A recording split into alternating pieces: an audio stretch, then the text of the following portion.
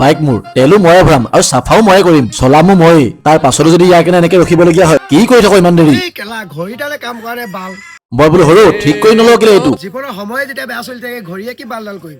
এতিয়া তাৰ জীৱনৰ সময়টোতো মই বদলাব নোৱাৰো, কিন্তু ঘড়ীটো তাৰ ৰিপেয়াৰ বা এক্সচেঞ্জ কৰাই দিব পাৰো। কাৰণ শিৱসাগৰ কিপিট চাৰিআলিৰ পৰা অলপমান আগলৈ আহি পৱন মাৰ্বলছৰ নিচেই কাষতে থকা টাইটেন শ্ব'ৰুমত দি আছে এতিয়া কেইবাটাও অফাৰ। বল পেটুৱা, আজি মোৰ ফালৰ পৰা তোক ঘড়ী এটা লৈ দিম। তই ঘড়ী চাও মানে মই ছানগ্লাছ এযোৰকে চাই লওঁ। ছানগ্লাছৰ ভেৰাইটি অফ ব্ৰেণ্ড যেনে ফাষ্টট্ৰেক, ৰেভেন, ভোগ, টমি হিলফায়াৰ আৰু বহুতো, আৰু এইবোৰ একেবাৰে নিউ এৰাইভেল। আৰু তাতে চলি আছে MRPত 15 to 20% অফ। আৰু ইয়াতে ঘড়ীৰ কালেকশ্যনখিনি চাওক না, এনালগ আৰু ডিজিটেল দুইটা এভেইলেবল আছে। আৰু brand Raga, Sonata, Titan, Tommy Hilfiger, Kenneth Cole, Edge আৰু বহু কিবা কিবি। লগতে এই শ্ব'ৰুমটোতে আছে ঘড়ীৰ authorise service centre. Titan, Fastrack আৰু সোনাটাত এক্সচেঞ্জ অফাৰো চলি আছে। ইয়াতে এনালগ ৱাটছত আপ টু 30% অফৰ লগতে স্মাৰ্ট ৱাটছত আপ টু 50% লৈকে অফ আছে। জেন্টছৰ লগতে কিন্তু লেডিছৰো বহুত ধুনীয়া ধুনীয়া কালেকশ্যন ৰাখিছে।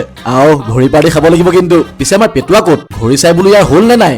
আচ্ছা, পুৰণাটো ৰিপেয়াৰিঙো কৰালেহি। ইয়াতে ঘড়ী ষ্টাৰ্টিং প্ৰাইচ হৈছে 1000 টকা, লগতে ছানগ্লাছৰ 950 টকা। আমাৰ ডাঙৰখিনিৰ লগতে পিছে বাচ্চা পাৰ্টি কাৰণেও ইয়াতে ঘড়ী ছেকশ্যন এটা আছে। ছোটা ভীমৰো ঘড়ী আছে। আৰু ইয়াতে ফ্ৰী আই টেষ্টো হৈ আছে। মোবাইল জুপুতে জুপুতে চকুকেইটা কেতিয়াবা বিষাই যায়গৈ, তো এইটো চান্সতে চকুকেইটাও দেখাই ললো। দূৰৰ দুটামান লাইন পঢ়িব নোৱাৰিলো, মানে চকুকেইটা অকমান গৈছে হয়। এনেই বেটাৰী এযোৰ লগালে মোক কেনেকুৱা লাগিব তাকে এবাৰ চালো। যদি আপোনালোকে আপোনালোকৰ চশমাৰ ফ্ৰেমযোৰ বদলাম ভাবি আছে, দেন ইয়াত সকলোবোৰ ফ্ৰেমত buy one get one offer চলি আছে। আৰু ইয়াৰ ষ্টাৰ্টিং ৰেঞ্জ মাত্ৰ 800 টকা আৰু লেন্স 500 টকাৰ পৰা। তাৰ উপৰিও টাইটেনত লেডাৰ বেল্ট আৰু ৱালেটৰ লগতে এটা ডিঅ' আৰু পাৰফিউমৰ ছেকশ্যনো আছে। আৰু এইটোৱে হৈছে শিৱসাগৰ কেপিট চাৰিআলিৰ পৰা অলপমান আগলৈ আহি পৱন মাৰ্বলছৰ নিচেই কাষতে থকা টাইটেনৰ এক্সক্লুচিভ শ্ব'ৰুম। ৱাটছ, ছানগ্লাছ, ফ্ৰেম লগতে লেন্স বা কণ্টেক্ট লেন্সৰ কাৰণে আপোনালোকে নিশ্চিন্তভাৱে টাইটেনৰ এই শ্ব'ৰুমটো ভিজিট কৰিব পাৰে।